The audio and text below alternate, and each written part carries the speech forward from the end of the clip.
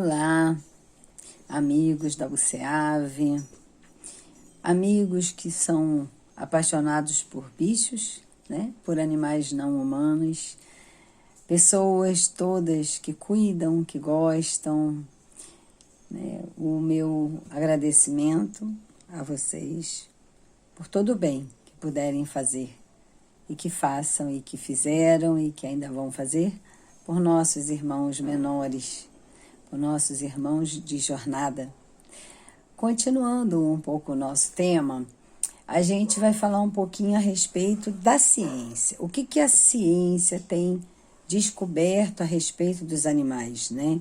A respeito da consciência desses animais. No livro Evolução em Dois Mundos, André Luiz fala pra gente, a gente já falou isso um pouco antes, nos vídeos anteriores, que cada célula do nosso corpo é um princípio inteligente em evolução. Bom, nós todos que estudamos o Espiritismo sabemos que Deus cria todos os espíritos ignorantes, todos iguais. Nós somos princípio inteligente e na jornada evolutiva vamos seguindo aí até nos tornarmos espíritos humanizados. E no livro Evolução em Dois Mundos, então, André nos fala isso, que cada célula do nosso corpo é um princípio inteligente em evolução. Ou seja, no futuro, cada célula do nosso corpo vai se transformar num indivíduo. E aí, no livro A Cura Quântica, do Deepak Chopra, que foi lançado em 1989, ele fala o seguinte, Deepak Chopra é um estudioso, ele estuda física quântica, é médico, e ele diz o seguinte: no entanto, cada célula do corpo tem uma ampla área de ação, é um ser consciente. E segue mais um pouco, diz, tem inteligência para desempenhar todas as funções que lhe cabem com discernimento. Então, elas têm uma ampla gama de ação e discernimento. Quando uma célula percebe que precisa mudar suas funções para se ajustar à necessidade daquele todo, daquele meio, ela se ajusta. Porque todo o programa, né, que existe na natureza é o de sobrevivência. Então, as células já têm em si esse programa de sobrevivência, né? E aí eles procuram lutar para sobreviver e se adaptam. E se adaptam de uma forma inteligente. Óbvio, uma inteligência da célula, mas ainda assim uma inteligência. Bom, ao longo de todo o caminho, né, a gente fala, né, que desde que Darwin nos declarou evoluídos dos primatas, pesquisas vêm sendo feitas para tentar comprovar isso. E eles perceberam que o crescimento do crânio foi gradual, à medida que o cérebro também se expandia. Então, nós antes tínhamos um outro formato, né? Quando em outros reinos, um outro formato de caixa craniana para comportar aquele cérebro inerente àquela espécie. À medida que esse espírito, né, esse princípio inteligente vai evoluindo e vai ganhando novos corpos, né, em novos reinos, para poder ter novas experiências, novos aprendizados. Então, o seu corpo vai se adaptando. O próprio corpo da raça humana já mudou. Se nós pensarmos nos primeiros, né, nos primeiros homens, os saídos da caverna, os corpos eram muito diferentes do que somos hoje. Por quê? Porque necessitou da adaptação. E os cientistas, então, comprovaram que o cérebro evoluiu, foi aumentando de tamanho e a caixa craniana foi se adaptando a essa mudança, foi crescendo também, né? A gente sabe que essa aqui é a parte que evoluiu por último. Então, essa é a parte mais nova do cérebro. Por isso é que os homens das cavernas e tudo, eles tinham uma testa mais achatadinha, né? Como o Australopithecus, a Lucy, famosa Lucy. E hoje nós temos uma conformação um pouco diferente. O cérebro aumentou de tamanho também, né? E os cientistas nos dizem que, assim como os gorilas, os bonobos, que é um tipo de primata também, de hominídeo, né? E os chimpanzés, eles compartilham conosco de 98% a 99% do nosso genoma, né? Do nosso DNA. E é muito, muito, muito semelhante, né? E uma das características, né, que os pesquisadores nos destacam de outros hominídeos é a linguagem. Então, assim, antes os cientistas afirmavam que, não, porque a nossa linguagem é muito diferente, né? Nós temos essa capacidade de articular, de falar, de ensinar. Acontece que também foram feitas muitas pesquisas no reino animal. E eles chegaram à conclusão, os cientistas, baseado em pesquisas sérias, né, que um cachorro ele tem uma habilidade mental de uma criança de 2 anos, 2 anos e meio. Eles aprendem mais de 100 palavras. Tem cães que conseguem aprender até 250 palavras, né? Então, um dos estudiosos desse tema foi o Stanley Coren, que ele é escritor, professor, doutor em psicologia, pesquisador em neuropsicologia e fez um estudo em relação à linguagem dos cães. E ele nos afirma isso com todo o conhecimento de causa, porque ele pesquisou muito, né? E os cães têm essa habilidade. Bom, não foi só ele que pesquisou, muita gente tem pesquisado a linguagem dos animais, né, e tudo. E numa revista de 2000, uma revista chamada super interessante, eu nem sei se ainda existe, acho até que existe. Foi lançada foi publicada uma pesquisa, né, falando os bichos pensam como nós. É a revista super interessante do ano de janeiro de 2000. E fala de todo um estudo que foi feito, de toda uma pesquisa que foi feita em relação a esse raciocínio e essa comunicação dos animais. Essa pesquisa foi feita em cima de macacos, né, de hominídeos. Tem um livro chamado Alex e Eu, que uma pesquisadora, não lembro se ela era jornalista, ela teve um papagaio e o que ela queria era pesquisar a linguagem desse papagaio, né? Se ele só repetia, quanto que ele aprendia. E ela conseguiu desenvolver com ele uma comunicação que era muito além de repetir palavras. Ele conversava com ela. Inclusive, ele morreu assim relativamente cedo, ele morreu acho que com 30 anos e viveu esse tempo com ela. E a última coisa que esse papagaio falou para ela, existe um livro chamado Alex e Eu. E o nome da autora é Irene M. Pepperberg. Pepperberg. Nome difícil. E a última frase que o papagaio disse para ela foi: fique bem, te amo. Não foi uma questão de repetir. Ele estava se despedindo dela. Ele estava pedindo que ela ficasse bem. Ele tinha um sentimento. Isso já está comprovado, que os animais têm sentimentos, né? Existe um outro livro, né, do Roger Fuchs, chamado O Parente Mais Próximo. E foi um trabalho que ele fez com, acho que um gorila, não era um gorila, um chimpanzé, me parece. Ele ensinou a linguagem de sinais para esse chimpanzé e eles conversavam.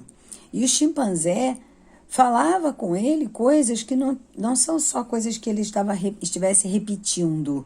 Eles tinham diálogos. E o interessante é que esse chimpanzé, essa, né, porque era uma fêmea, ela ensinou ao filho dela essa comunicação gestual e ensinou a outro chimpanzé. Então, existe sim essa coisa deles, porque uma das coisas que dizem é que o animal não passa o ensinamento, ele não sabe ensinar, é só instinto. Não é verdade, já está comprovado cientificamente, né? Que eles têm essa capacidade e ensinam para outro da sua espécie uma habilidade nova que ele tenha aprendido. Em março de 2003, saiu uma pesquisa feita pela FAPESP, se eu não me engano, numa revista deles, da FAPESP, que fala sobre um estudo que foi feito a respeito da linguagem do macaco, qual que era? Era um macaquinho preto, de carinha preta.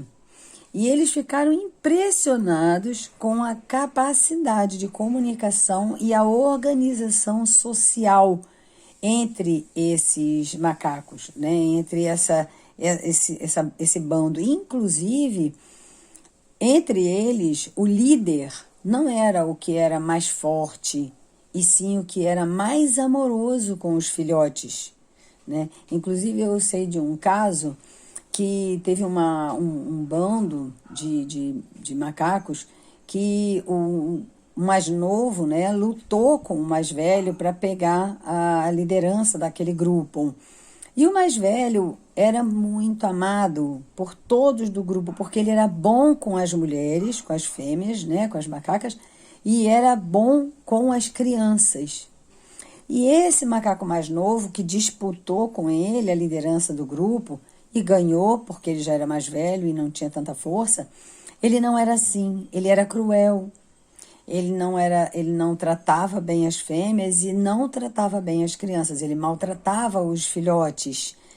As fêmeas se juntaram e mataram ele. Tipo assim, sabe? Não é isso que a gente quer, né? Então, até as fêmeas macacas, elas não aceitaram um líder abusivo, né? Me faz pensar em alguns casamentos, né? As pessoas que isso é inerente à nossa Constituição, né? De não aceitar o abuso. Isso, olha que interessante, de não aceitar, né, um comportamento abusivo do outro. Bom, tem outro livro também, que foi feita uma pesquisa do Rupert Sheldrake a respeito do comportamento dos cães. Porque os cães, eles sempre sabem quando seus donos vêm para casa. E não é só porque o carro está chegando ou porque ele ouviu o barulho. Ele fez uma pesquisa que era assim, quando a pessoa começava a se movimentar no trabalho dela ou na escola, lá onde ela estivesse, né, o tutor desse cachorro começava a se organizar para vir para casa, o cachorro já começava a dar sinais de agitação, indo para a porta, esperar, ficando na janela. E aí eles fizeram, inclusive, mudanças no horário. Isso indica que, de uma maneira ou de outra, eles se comunicam telepaticamente conosco. Eles têm um elo de ligação, uma conexão com o seu tutor, né? No livro do Ernesto Bozano, é antigo esse livro, mas é muito bom. Ele cita 130 casos de, como eu vou falar, de comunicação psíquica entre animais e seres humanos. Animais que avisam para os seus donos de algum perigo, animais que conseguem avisar que estão numa situação de perigo, que vão morrer, ou animais que percebem a presença de pessoas que já morreram. Então, o livro do Ernesto Bozano é muito interessante. Ele cita muitos casos dessa comunicação psíquica do animal, tanto com o plano espiritual, como com os seus tutores encarnados. E tem uma pesquisa feita por Renan, na revista Galileu, 2014.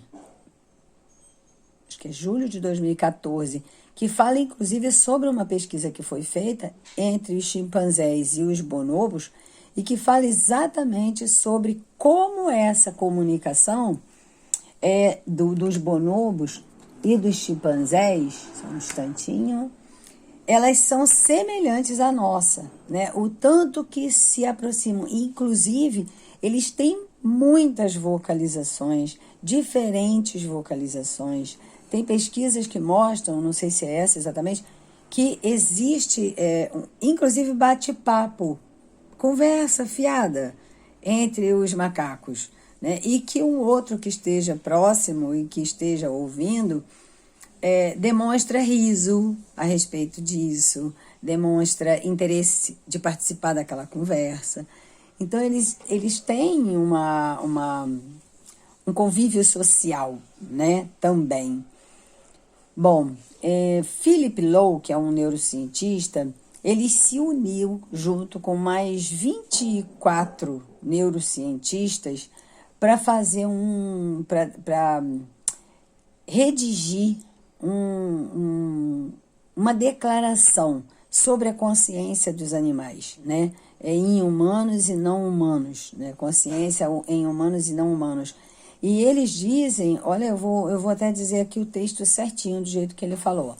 Foi divulgada em 7 de julho de 2012, tá? Com presença de pessoas importantes, tipo Stephen Hawking, que é um cientista físico. E uma das partes dessa declaração diz o seguinte: evidências convergentes indicam que animais não humanos têm os substratos neuroanatômicos, neuroquímicos, neurofisiológicas de estados de consciência, juntamente como a capacidade de exibir comportamentos intencionais. As evidências indicam que os humanos não são os únicos a possuir os substratos neurológicos que geram a consciência. Animais não humanos, incluindo todos os mamíferos, as aves e muitas outras criaturas, como o polvo, aliás, deixa eu concluir, também possuem esses substratos neurológicos. E isso foi uma declaração feita por 25 neurocientistas, né? Eles são de Cambridge, é uma declaração de Cambridge sobre a consciência em animais humanos e não humanos. E tem na TV, não vou fazer propaganda, mas acho que é na Netflix, um documentário, Professor Polvo. Vale muito assistir, é muito interessante, tá? Então, assim, compensa muito assistir. Bom, por hoje vou concluindo aqui e na próxima a gente fala um pouquinho mais a respeito desses nossos surpreendentes amigos de jornada, de companhia, facilitadores do nosso processo evolutivo, a quem a gente deve muita gratidão, porque tudo o que nós, seres humanos, somos hoje é graças a toda a nossa jornada por todos os reinos até agora. Na medicina germânica, ela se baseia principalmente em cima do comportamento animal, né? E dá para a gente perceber que tudo que eles aprenderam, todo o aprendizado que foi feito em todos os reinos, nós herdamos. Nós trazemos no nosso corpo, nós trazemos na nossa biologia, na nossa fisiologia, na nossa consciência, de alguma forma. Até hoje as nossas células se comportam como elas se comportavam lá no início. Tanto que hoje já se tem um outro olhar sobre as doenças, né? Então, mas esse é um assunto para outro momento. Gratidão a todos.